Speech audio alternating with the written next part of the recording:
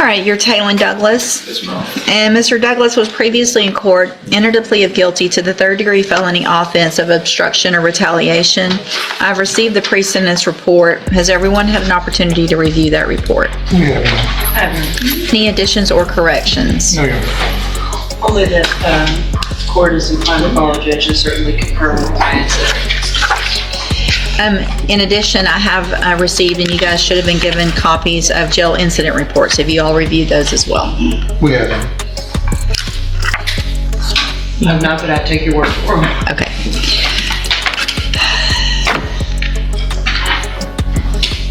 You don't like to follow rules, do you? I follow the rules. You do? You've been following the rules since you've been in jail? Kinda. Okay. So, how have you not followed the rules? I don't know, just whenever, I say like, whenever I get disrespectful or something like that. Oh, so when they disrespect you, I just, why do you think you deserve their respect? I don't do nothing to disrespect them. You don't? You don't? Sitting on the countertops, not getting down. Looks like trying to smoke in the bathroom. Working out when you're not supposed to be working out, lying about it, saying you're brushing your teeth. Teasing and cutting up with and being disrespectful, talking about the officers. Act like a little kid.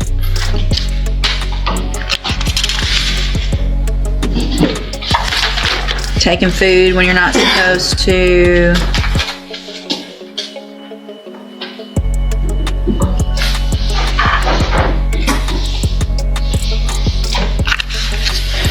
Calling them some lovely names. B word. Tell them they're white and ugly. That's what they said I said? Mm-hmm. I don't know. You don't remember saying that? So here's the thing, Mr. How old are you? 19. So you're now on a felony, or about to be, if I follow the agreement, which I don't have to do. You're about to be on a felony probation, where you have to follow rules whether you like them or not, because you've committed a felony offense. So you don't get to make all the decisions for yourself anymore, right? Yes. Other 19-year-olds who don't do this, they get to go to bed when they want, wake up when they want, eat what they want, work out when they want. You don't get to do those things anymore because you committed a felony offense. And if you continue to act like you've been acting and not follow the rules, however insignificant you think those rules are, you're going to end up right back in here and you're going to end up going to prison for up to 10 years. Do you understand? Yes. So you have to make some mature decisions as a young person who's probably not ready to make those decisions. It's going to be a conscious effort and a decision on your part to either do it or not do it, right? Yes, What's going to happen if I follow this is you're going to go to ISF. ISF is a 90-day program that's intended to help you make better decisions. But let me tell you what can happen. Between now and the time that you go to ISF, you're going to be in jail. If I get an incident report, it's a violation of your probation. You could get revoked off your probation before you ever go to ISF. Do you understand? And it's happened. Ask them out there. I'm tired of you young people acting like you're acting at our jail. They're tired of it. These people are just going to do their jobs, trying to go home, go with their families, make a living, pay their bills, something that you hopefully will want to do at some point in your life. Instead, they got to go to jail and deal with this. The crap from you kids. But now you're an adult for these purposes. If you get to ISF and you don't make it through that program, or I get incident reports from ISF, they send me those, you're not going to get out. You're never going to see the light of day again. You're going to go to prison. It's that serious. Do you understand? Okay. So I'm going to find that you previously entered your plea of guilty freely and voluntarily. Find sufficient evidence to find you guilty. However, I'm going to follow the agreement that you made with the district attorney and defer all proceedings and place you on probation for 3 years. You're ordered to pay the $500 fine, and you're ordered to follow all of the rules and conditions of probation, including entering and successfully completing the cognitive track of the ISF program. Again, if you do everything you're supposed to, this is a great opportunity today. I don't want it to all be negative, because you have some very positive things. You don't have a felony conviction on your record. If you're a convicted felon, it changes your life in so many negative ways. You're not going to get certain jobs. If you want to go to trade schools or school or anything like that, or college, you're not going to be able to do certain things, live certain places, all of that. So you still have that opportunity. And if you get everything together and you follow the rules, at the end of your probation period, the case is dismissed. You will never have a felony conviction. This is the chance of your lifetime to change it and live like the rest of us live, okay? The other side, though, is if you violate any condition of probation, you'll be brought back into court, you'll be found guilty, so you would be a convicted felon, and then the punishment can be anywhere in that range from 2 years up to 10 years in prison. You understand? All right, I'm handing you the trial court certification that shows this was an agreement that I followed, and so you've waived your right to appeal. Again, I know there's other people out there, there's other young people that are acting up. It's going to be up to you to say, I'm not doing it. I don't want to go to prison. All right? All right, you can go back with the bailiff. Yes, ma'am. Hold on a second. Before he goes, Judge, in light of the fact that you are giving him an opportunity after deferred on the felony in reviewing of his incident reports from the PSI himself and his juvenile history, which is quite extensive. Yes. It is my intention to proceed, obviously with a plea bargain offer on those misdemeanors, but I think it would be important, at least with several of them, to have those on his record so that if he is back, we kind of know what we're doing. So you won't be able to go to ISF until you take care of those misdemeanors. They'll bring you over on a jail day to get those taken care of. Ms. Molfino will talk to that prosecutor. If you enter pleas on those, great. If you decide to go to trial, then you'll just have to wait to go to ISF until those take care of with the trial, okay? Also, I do want to make sure a condition of your probation is that you are not allowed to be in the possession of a firearm of any type. That means in a vehicle with anybody with a firearm. That means at a house where there are firearms. You are not allowed to be anywhere where there's firearms. If you're living somewhere where there's firearms, you either cannot live there or they have to have those out of the house or locked where you cannot have access to them. Do you understand? Yes. Okay, you go back with the bailiff now. Okay, so I They're not new cases in this court, no, but he picked up some cases. okay. So we already went through. All right, are you Roderick Randall? Yes, ma'am. And so did I just reset it, or did I? What is So in August, Your Honor, he pled true, and I think at that time we were looking at ISF as our agreement. It was reset for an updated report. Then we discovered he had two new misdemeanors that occurred in August. Right. So I filed a first amended motion October 22nd. Okay, So but we need to go through that. please to that, and then we have an agreement if the court's okay with it. Okay.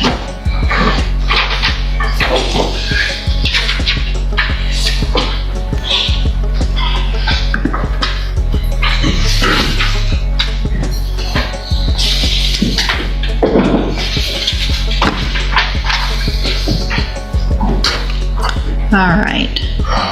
Will you waive the formal reading of the motion? He will, Your Honor. Mr. Randall, in clause number 24, DCCR 0543, I have a first amended motion to revoke your unadjudicated probation. And we're going to start kind of all over. I know we've gone through some of this, but we're going to get pleas of true or not true again on all of them. And Your Honor, with your permission, we've agreed to plead to 1, 2, 3, and then the amended counts of 10 and 11, which cover the several new offenses on misdemeanors, but Thank you. So it shows you were placed on probation October 7th of 2024 for aggravated robbery, and that was a 5-year deferred probation. Is that correct? The state's elected to proceed on counts 1, 2, 3, 10, and 11. Count 1 alleges that you violated your probation by committing the new offense of unlawful carrying a weapon May 3rd of 2025. And is that true or not true? True. Count 2 alleges that you committed the new offense of evading arrest or detention May 3rd of 2025. And is that true or not true? True. Count 3 alleges that you possessed a drug, marijuana, May 3rd of 2025. And is that true or not true? True. Count 10 alleges that you committed the offense of unlawful carrying a weapon July 13th of 2025. And is that true or not true? True. And then count 11 alleges that you committed the offense of evading arrest or detention July 13th of 2025. And is that true or not true? True. Did you enter your pleas of true to counts 1, 2, 3, 10, and 11 freely and voluntarily? And did you plead true to those counts because they're all actually true? I have paperwork now, again on the case here that has your signature on it that the state's marked as exhibit number 1. Before you sign these, did you go over them with Mr. Rojas? Do you fully understand them? And do you understand, if I follow the agreement that you've made with the district attorney, that you will be waiving or giving up any right to appeal? State tenders number 1. No objection. It's admitted. Any evidence that Mr. Randall's not competent? No, Your Honor. All right, sir, I'm going to find that you entered your pleas of true to counts 1, 2, 3, 10, and 11 freely and voluntarily. Find those counts true. Find sufficient evidence to find you guilty, and at this time, find you guilty of the offense of robbery, aggravated robbery, sentence you in accordance with your agreement to a term of 8 years in the institution. Judge, I feel like we may have originally pled into lesser. I think we did lesser included. Let me double check.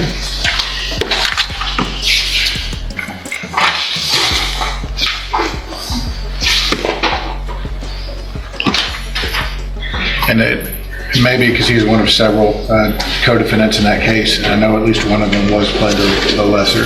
I asked that we did plead into a lesser included robbery back in August of 24. That's correct, Judge. I'm looking at the PSI. Let me double check with the paperwork, though. Hold on just a second. Can you pull up the original? Well, never mind. It'll probably be in here. Never mind. Hold on. It was put down to judge robbery. Okay. Does the state want to? Yes, Your Honor. I'd ask that I be allowed to amend the motion to take out aggravated and reflect the original. Any objection to that? No objection. So I'm going to go back, and just to make sure the record's clear, what you're on probation for is the lesser included offense of the second degree felony offense of robbery. So it's not aggravated, it's the second degree felony. And I'm going to make that modification amendment here on the motion with, let's see.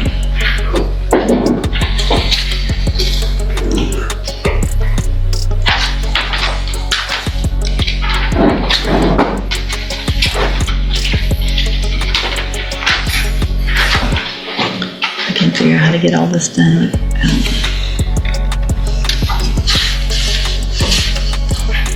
Okay, so that being said, I'm going to find you guilty based on the pleas of true to counts 1, 2, 3, 10, and 11. Find you guilty of the offense of robbery. Sentence you in accordance with your agreement to a term of 8 years in the institutional division of the Texas Department of Corrections. You will receive credit on that sentence for any time that you've been in custody that the law gives you the right to receive. I'm handing you the trial court certification that shows this was an agreement that I followed, and so you've waived your right to appeal. I have also handed you a written admonishment regarding your ineligibility to possess a firearm or ammunition. Because of the judgment entered against you, you're ineligible under Texas law to possess a firearm or ammunition. Possession of a firearm or ammunition could lead to charges against you. Firearm is a legal term, and you should read that written admonishment I provided you to see what devices qualify as a firearm.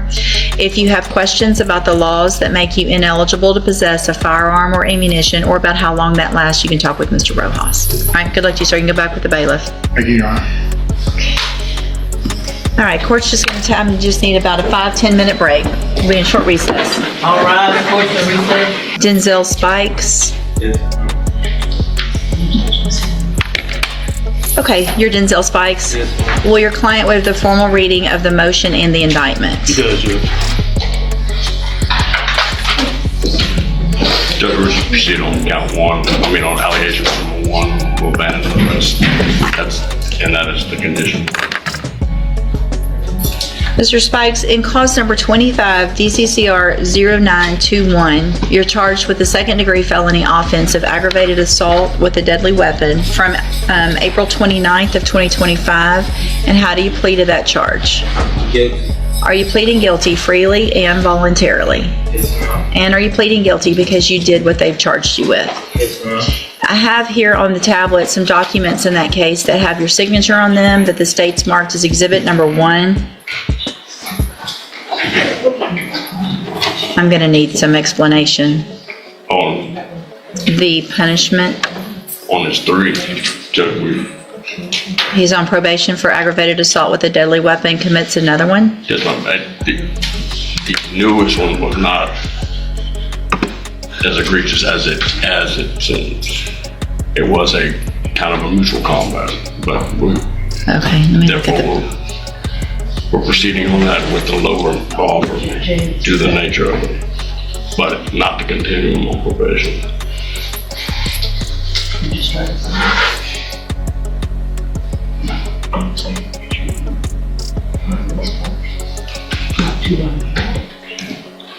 Okay, give me a second.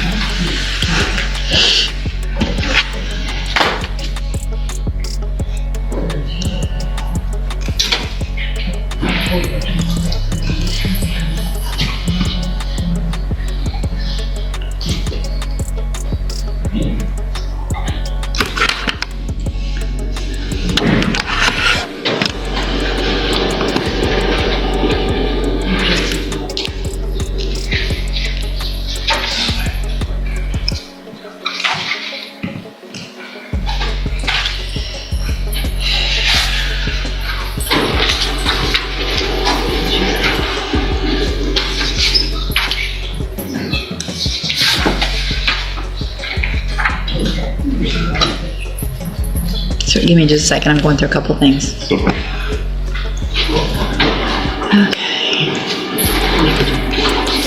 All right, so I have, again, some paperwork here that has your signature on it. Did you go over that with Mr. Lewis? Yes, ma'am. Do you fully understand it? Yes, ma'am. And do you understand, if I follow the agreement that you've reached with the district attorney, that you'll be waiving or giving up any right to appeal? Yes, ma'am. Do you also understand, if you're not a U.S. citizen, that a plea of guilty or no contest may result in your deportation, exclusion from admission to the country, or denial of naturalization under federal law? Yes, ma'am.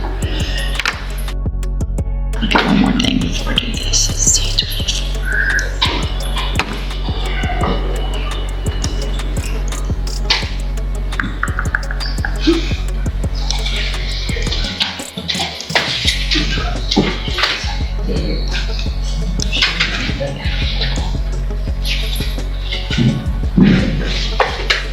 I'm printing something.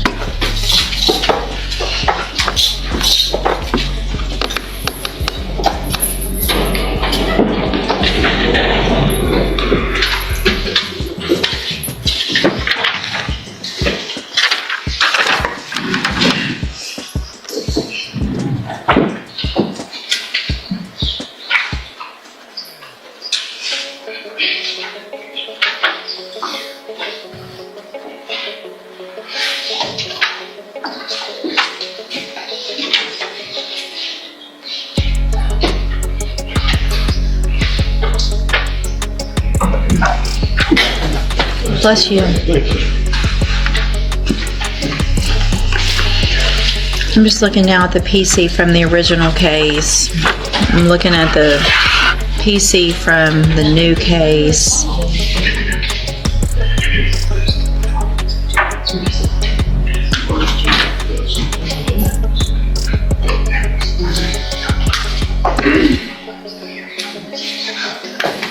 Let me see if I can go back.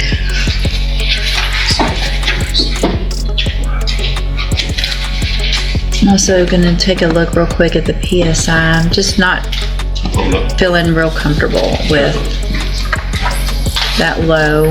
I understand in the new case, potentially some issues if there was some mutual combat, but the underlying offense and the fact that we're resorting to the same thing and grabbing things and beating people with them is concerning.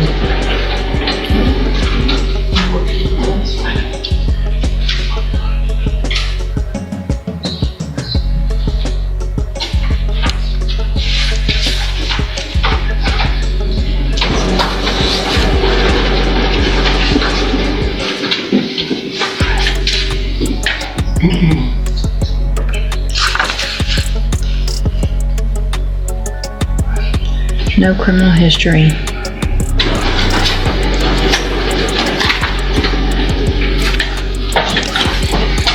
All right, state tenders number 1 in 25 DCCR 0921. No objection, Judge. It's admitted. Any evidence Mr. Spikes is not competent? No, Judge. All right, sir. In cause number 25 DCCR 0921, I'm going to find that you entered your plea of guilty freely and voluntarily. Find that you're mentally competent and you understand the nature and the consequences of that plea. Find sufficient evidence to find you guilty, and at this time find you guilty of aggravated assault with a deadly weapon. Sentence you in accordance with your agreement to a term of 3 years in the Institutional Division of the Texas Department of Corrections. You will receive credit on that sentence for any time that you've been in custody that the law gives you the right to receive. In cause number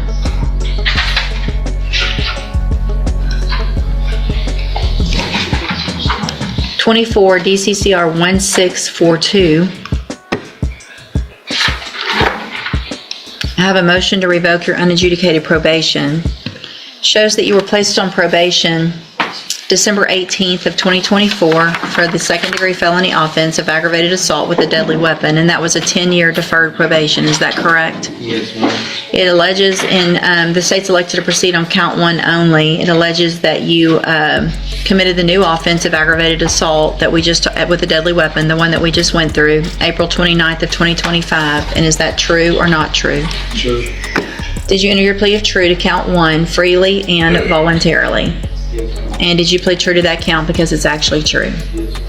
I have here on the tablet also some paperwork in that case that has your signature on it. Before you signed it, did you go over it with Mr. Lewis? Yes, ma'am. Do you fully understand it? Yes, ma'am. And do you understand, again, if I follow the agreement that you've made with the district attorney, that you'll be waiving or giving up any right to appeal? State tenders number 1. Objection. It's admitted.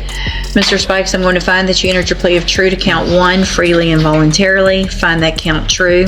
Find sufficient evidence to find you guilty, and at this time find you guilty of aggravated assault with a deadly weapon. Sentence you in accordance with your agreement to a term of 3 years in the Institutional Division of the Texas Department of Corrections. You will receive credit on that sentence for any time that you've been in custody that the law gives you the right to receive. I am making an affirmative finding of a deadly weapon in each of these cases. I'm handing you the trial court certification in each case that shows these were agreements that I followed, and so you've waived your right to appeal. I also handed you a written admonishment regarding your ineligibility to possess a firearm or ammunition. Because of the judgment entered against you, you're ineligible under Texas law to possess a firearm or ammunition. Possession of a firearm or ammunition could lead to charges against you. Firearm is a legal term, and you should read the written admonishment I provide you to see what devices qualify as a firearm. If you have questions about the laws that make you ineligible to possess a firearm or ammunition, or about how long that lasts, you can talk with Mr. Lewis. Good luck to you, sir. You can go back with the bailiff. Thank you, ma'am, for being here. Ms. Richmond, in cause number 24, DCCR 2306, you're charged with the state jail felony offense of theft with previous theft convictions from September 9th of 2024. The indictment alleges you were previously convicted of theft June 21st of 2019.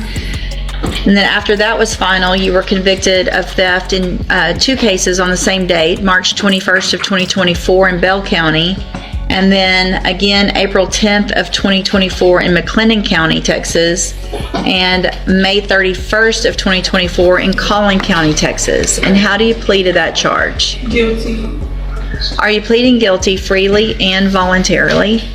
Yes, ma'am. And are you pleading guilty because you did what they've charged you with? Yes, ma'am. And are those prior convictions true? Yes, ma'am. What are the outcome of those last few, 12 2024 cases. Judge, I've got the one with 2023 receipt in Hayes County. Is that the one? I believe that. I don't even have a 2023 Hayes County in here. I've got I've got two in Bell County, one in McLennan, and one in Collin. Collin, we got 200 days in county jail, Okay. and what was it? Bell County was 9 months. What about McLennan County? I believe most of these were punished as a misdemeanor, 1244. Yeah. Well, you've got one, the Bell County's out of a district court, Yes, ma'am. and the Collin County's out of a district court, which they could have pled them down, but those are both. This is a state jail. The Bell County was the one in 2024. It's 9 months state jail. And the Collin County was, like you said. I know.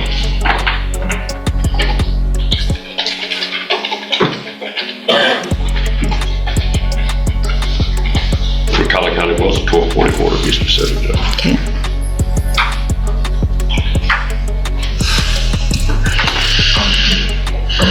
Let me look at something. I don't think I like it.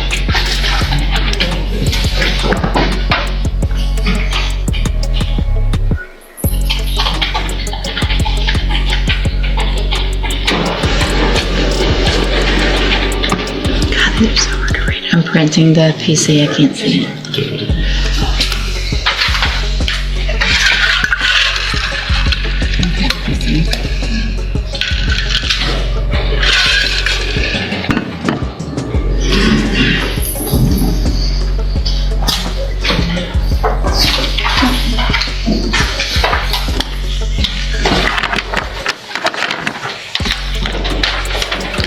So there's a case from 2017 here out of this court for a 2-year term in prison. What was that for? No, I had 2 years probation, and then when I went to jail, I had got some jail time with a 1224. I don't know how much it was. So what I'm looking at here, which is even more than what's included on that indictment, shows a 2017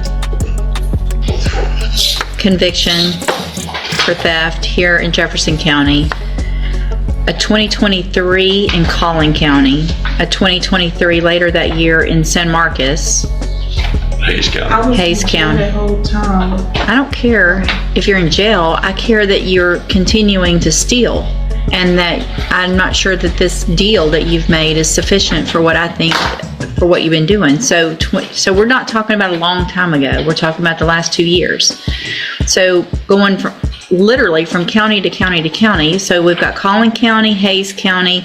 Then we're into 2024 where there's 3 convictions, one in McLennan County, one in Belton County, one in Kaufman County.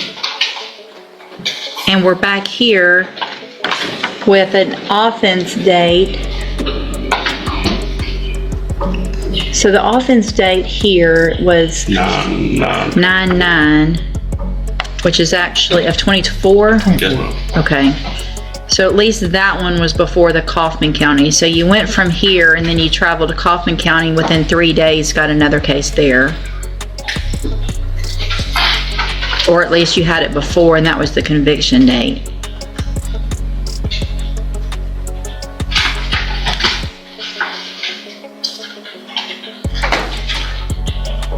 Yeah, nope. I will keep the paperwork. Y'all can go visit. I don't think 12 months is appropriate. Somewhere, there's got to be a little more than that, in my opinion. Otherwise, obviously, jail time has not been sufficient to deter Miss Richmond from going county to county and stealing places. So y'all take another look at it. I won't delete it. So if y'all come up with something, I can make that adjustment. If not, if you need some time, I'll reset it and then y'all can talk. Yes, ma'am. All right, you're Andre Williams III. And this, the second, I'm sorry, the second. This is cause number 24 DCCR 1539. Mr. Williams is charged with tampering or fabricating with physical evidence. And cause number 24 DCCR 2286, charged with murder. We're here on an announcement. Mr. Vasquez has also filed a request for me to attach some records, some Social Security records. Yeah, sure. I've signed an order already ordering those, and they're not complying, Social Security Administration, with. You signed it. This is where things start to shift. The judge, ISNT, just asking questions. She testing his honesty watch closely, because his answers here will shape everything that happens next. Notice how the judge lists specific rule violations one by one. This ISNT random, she's building a pattern of behavior that shows he's not taking authority seriously at all. Here comes the reality check. The judge makes it crystal clear. Small rule breaks can lead to massive consequences. This is the moment where his future is truly on the line. This is one of the most intense warnings in the entire hearing. She's not exaggerating. Probation violations can instantly flip into years behind bars when you take this risk. Now, the tone shifts despite everything. The judge is offering a second chance. This is rare, and it shows the system can still reward change if the defendant takes it seriously. And here's the final outcome. After everything we've seen, the sentence reflects both accountability and consequence. This is how quickly bad decisions